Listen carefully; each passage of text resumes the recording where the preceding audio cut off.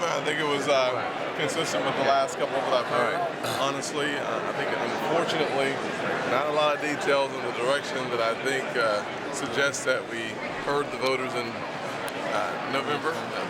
Very clearly, he asked the question, or he's made the statement, my policies are on the ballot. The State of the Union did not reflect that his policies were on the ballot and they lost. So, you know, hopefully we'll find some common ground. I'm still going to hold out some hope that we'll find some actual direction that includes a position of neutrality for tax reform. I'm hoping that we'll come back together and work on the TPA. I think that's important. You know, write notes. I wish he could have spent more time on Ferguson, but he had so many points that he had to cover. The mistrust between African American communities and law enforcement agencies is real, and I saw that this weekend. The problem with Ferguson is that there's no consensus on leadership in the community. There are different factions within the community who are exerting leadership. It's okay to have different leaders, but there has to be better coordination. And so we pledged that we're going to work to try to bring the different groups together. Yeah. Is that strategy, or that you come up with, or is that something that needs more leadership? Well, first of all, we're legislators, and so the CBC is putting together a legislative package that we're going to be rolling out very soon. And it was awesome. Really awesome. So for me, I think she sums up the movement, her perseverance, her bravery, her courage. So and she was so excited. I mean, for us, we didn't find out until the 11th hour because she had to be, her medical team had to okay her leaving the state of Alabama. So the fact that Amelia Boynton, 105, she reminded, I said 103, she said I'm 105. She corrected me. And I said, well, your people told me, what people? And perhaps the funniest thing she said to Eric Holder, she said, people always talk about I stand on the shoulders of people like you. Get off my shoulders. Do your own work. Isn't that cute? He did a shout out there for a lot of groups. He didn't bring up Ferguson much. What do you think of that? Well, I know the young people in Ferguson were wondering whether the president was going to mention Ferguson. They asked some of us about that over the weekend as we chatted with them. Now, some of them are going to probably be disappointed that he didn't get into details about Michael Brown and so forth. I'm not sure that it would have been healthy for him to get into Michael Brown in a State of the Union speech in detail. I think he made the point that there's a problem in Ferguson, and he also said, you know, that police have as much a right to expect that they can go home at the end of the day as citizens have the right to believe that they're going to be treated fairly. So I think he tried to balance it off, but I think he did the right thing by not avoiding what frankly may be the most talked about issue of the last year. And not maybe, it was the most talked about and probably written about issue in the United States in the whole 12 months previous to the inauguration to the State of the Union. I mean, did you think you just came from Ferguson? Did you think there was enough Ferguson? Well, I mean, he did a shout out for a few groups. he mentioned Ferguson, but when you mention the Voting Rights Act and you mention all those other things, you're mentioning Ferguson but not saying Ferguson.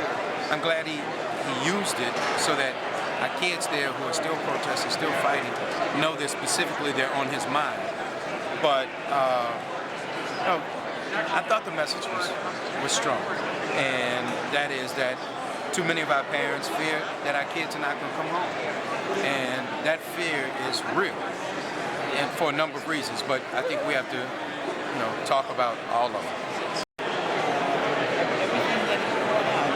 About the job of the emphasis on education and making sure that college is affordable, doing that from the community college perspective, all of that was good. Making sure that people who work hard every day earn a good wage, a living wage, and that they're able to have some paid sick leave. 11 countries in the Trans-Pacific Partnership We have training deficits with 6 of them. So I don't see it going in the right direction. How do you feel about the president's tax plan that he released today? Very promising. Glad that he's thinking about it. I think that his goals are right. His goals are right.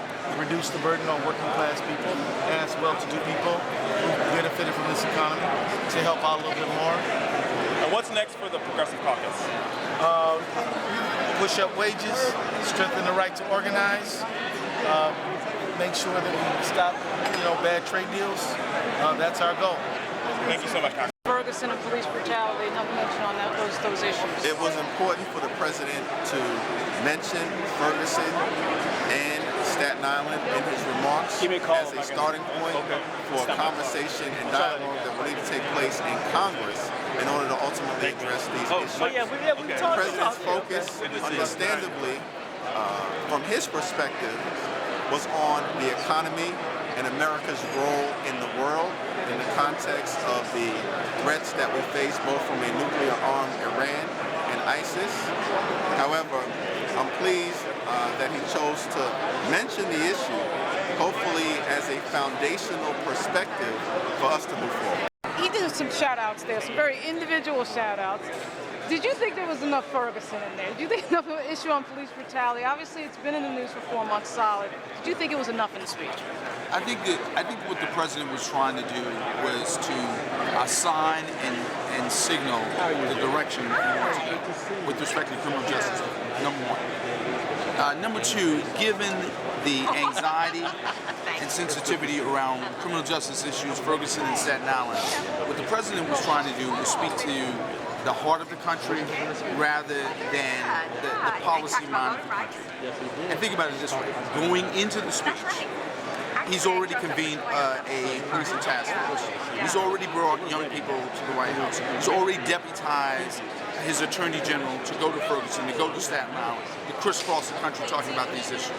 And so this speech was really about winning the hearts and minds of the people on these issues, as opposed to having a discursive policy discussion on criminal justice reform. Okay, and obviously you know that the situation for African Americans right now is a tough one in terms of 28% in poverty, and obviously the unemployment rate, which has always been double in history. But the wealth gap between black and white is at a record. It's like 40-year highs. None of this comes up. I mean, we're not expecting the president. I don't think anybody's expecting him to be Malcolm X out there. But are you expecting a little bit more specificity with regard to African Americans? The fact of the matter is, when the president talks about creating middle-class opportunities, when you talk about making community college more accessible, what you're really you're speaking to folks who are trying to make their way into the middle class through middle skills. That is one of the best ways to address income inequality in this country.